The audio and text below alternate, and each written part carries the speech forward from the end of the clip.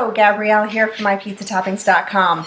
I apologize for the noise tonight ahead of time. I think we're going to probably be interrupted quite a bit. There's a lot of action up here at my house, and my dogs are particularly hungry, so they're chomping away in the background. Tonight I'm going to be working with eggs, and in order to hold things together.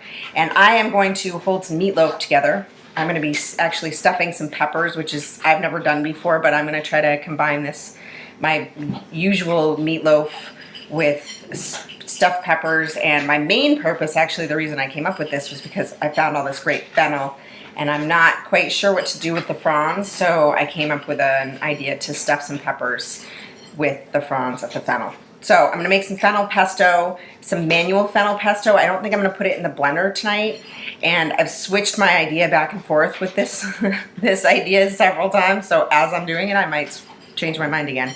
But so I'm starting with some ground turkey, and the main purpose of this particular video is to talk about how you can use eggs to hold things together. You can hold vegetables together, you can hold potatoes to make potato pancakes together. You can pretty much use eggs and either flour or breadcrumbs to make something sticky and hold it together better. So it can be a useful tool. And tonight I'm going to do that with meatloaf. So I've got some ground turkey here, and I'm going to make it sweet because I think the fennel would go with sweet. So I decided to use some apples. I'm going to put I have 2 apples here. I think I'm only going to put 1 in because it's too many. I think I'll use the rest with the fennel pesto. I think I'll put that in there. So I'm just going to mix the apples in there. When I make meatloaf, usually I put a variety of things in. I put all kinds of vegetables, zucchini, carrots, anything really goes in there. I mean, I guess that's the idea of meatloaf, is that you sort of throw in everything in the kitchen sink and then bake it. I'm going to crack 1 egg in there and mix it up. And when you do this, if you try this, you'll see that you can kind of see that it's too wet. You can't see it, but you will when you try this. But it's really too wet. You really need like something else in there to help it stick together. And flour and breadcrumbs both are standard methods of doing that. I think we need 1 more egg. So I've got about 1 pound of meat in here. I'm using 2 eggs. But you want the eggs to make it a little bit liquidy, because the breadcrumbs are going to mix in there and help it. The other thing I'm going to use in here to make it sweet is maple syrup, because I like maple syrup and I'm from Vermont, and we use maple syrup to sweeten everything. I also like spicy, so I'm going to put in some sriracha. It's one of my favorite spices lately, and it goes really great with maple syrup. Sriracha and maple syrup is an amazing combo.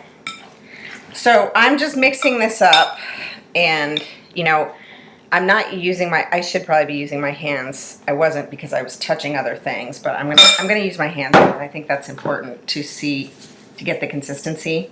Remember that, you know, in these videos I've been talking about using your senses, and this is one of the senses that you really need to use in order to get it right. So what you're looking for is sticky enough that you can you know, pick it up and mold it into something. So you want to be able to maneuver it to do what you want with it. And I think I just need a little bit more breadcrumbs, not too much more. And you will be able to feel it. The other thing this is really good to, a common thing that this is used for is to make meatballs. So meatballs also use eggs and breadcrumbs to make it sticky. Okay, now you can tell when you pick it up whether or not you're going to be able to mold it into something. So this is still, I still think I'm going to need a little bit more. And then, so once I get this in there, I'm going to spice it up a little bit more with the sriracha and the maple syrup. Oh, I need to put the maple syrup in before I continue doing this. Okay, I'm going to have to wash my hands, because the maple syrup is going to make it more liquidy, and that's going to change my need for breadcrumbs.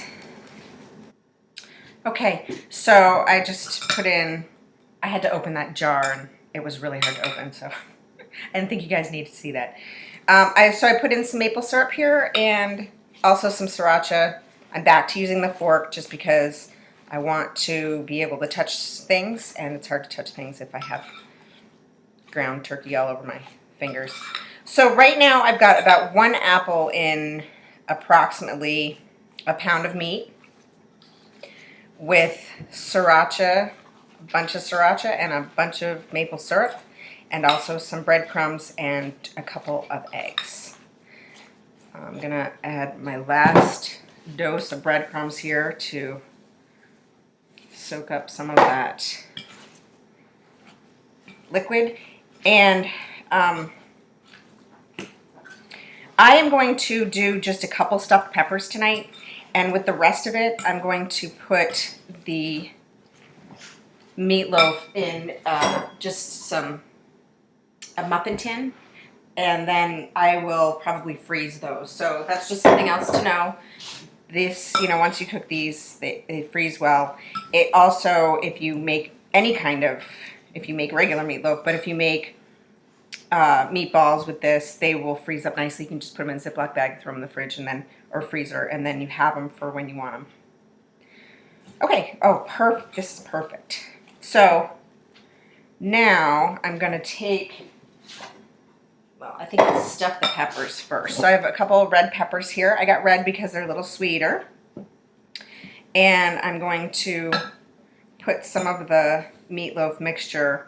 I'm just going to throw it right in there. Like I said, I've never done this before. I was a little bit concerned about putting the raw meat in there, and I couldn't find anything online that looked similar to this. So I'm just winging it. I'm hoping it works.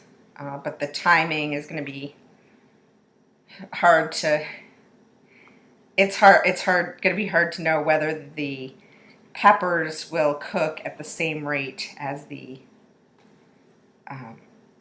meatloaf. We're just gonna have to wing it. And then with the rest of this meatloaf, I'm going to put, so I've got those ready to rock, and then the rest of it's gonna go right in here. And you just make little mini meatloaves, and that makes it just really easy to freeze up or store, do whatever you're gonna do with them. I could just make a big meatloaf with this, but because I'm not eating it right now, I just thought it would be easier to put them in little muffins and then store them up for later. So that's that. My next step is while this is cooking, I'm gonna make a fennel apple pesto to go on top of this. And that's that. So we will see how that turns out. I'm going to finish putting these in and throw these in the oven, and I'll come back to show you how I deal with the fennel. Okay, so I've got the meatloaf. I didn't quite have enough to fill up this whole thing, but that's what it looks like. And I'm just going to throw these in the oven. It's at about 350. Normally I have to cook, if I put just the whole meatloaf in a pan, it does take a good 45 minutes to an hour to cook. So we'll see what happens with these. I'm going to have to keep checking them because, like I said, I'm not sure what's going to happen with the timing on the peppers with the meatloaf. So I'm just going to keep an eye on it. Okay, so I'm going to make some fennel pesto. And like I said, I'm not going to put it in the blender. And I think I'm going to, it's more like a fennel slaw. Maybe it's not a fennel pesto, fennel slaw. But I am going to put some garlic and some Parmesan cheese, which are common ingredients, and lemon juice. Those are all common ingredients in pesto. And then I'm going to put the apples in as well because I just think it might be, I had some leftover apples. We'll see how that goes. I'm going to have, this is one that I'm going to have to taste and keep working on to see. So fennel comes like this, and I'm going to cut off all the fronds, and I'm going to chop them pretty finely, and then I'm going to put them in a bowl and mix them up with all that other stuff. So I'm going to get to chopping, and I'll get back when I put everything together. Okay. So I've got the fennel, the apples, the lemon juice. I think I'm going to put some olive oil and some garlic in here. One of the problems with using your hands when you're cooking, and we've experienced it twice tonight already as I've been cooking, is that you can't, you get it all over everything in the kitchen if you do this. So, okay, so I add the olive oil. I think I might taste it actually before I put in the lemon. I think that might be a smart idea. So right now we've really just got lemon, olive oil, and apples and fennel. And let's just see what the apples and the fennel taste like.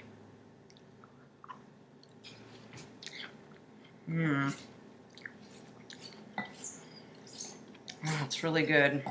I don't know how the garlic's gonna go with the, here's what I'm gonna do. I'm gonna try just a little bit of garlic. I'm using this garlic paste. I usually just grate my garlic, but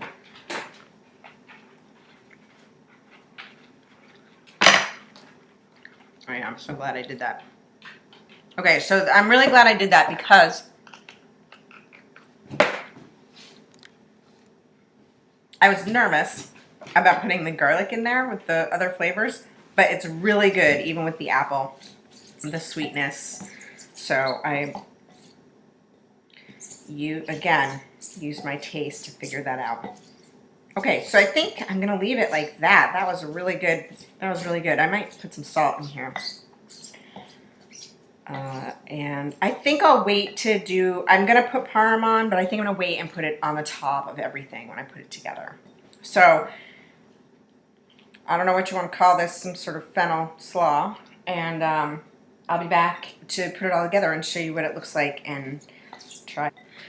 Okay, so right after I turned off the camera, I decided, I tasted the fennel slaw one more time and decided that the consistency was just a little bit too, the fennel was too stringy or something. Maybe I didn't cut it small enough, so I decided to put it in the blender, and I did more of a pesto-y thing. And because the apples were in there, it is a little bit too apple-y. So I am going to use my method to just keep adding stuff. So I'm going to add a little bit more garlic. I am going to retaste. I didn't add any salt yet, so I'm also going to add some salt.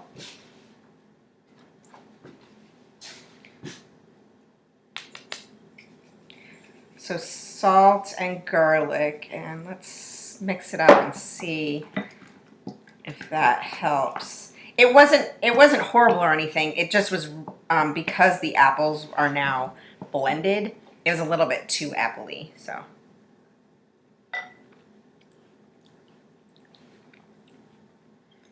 it's pretty good. I'm gonna go for a little more salt. It's pretty sweet now too because the apples are mixed in there. So I could have gone with when it wasn't blended, I had a good amount of apples in there, but now that it's blended, I probably could have gone with less apples. So because it's sweet, I added a little salty to counteract that. That sweet and salty is pretty good. So that's perfect. Okay, I'll come back when it's finished. That's what we've got for our meal. And please comment and give me suggestions of things that you're interested in cooking but don't know how. So experiment with glue, with eggs as glue, and post on mypizzatoppings.com in the comment section, and we can start a conversation about how to use eggs to make lots of interesting, fun stuff. Thanks again. Have a good night.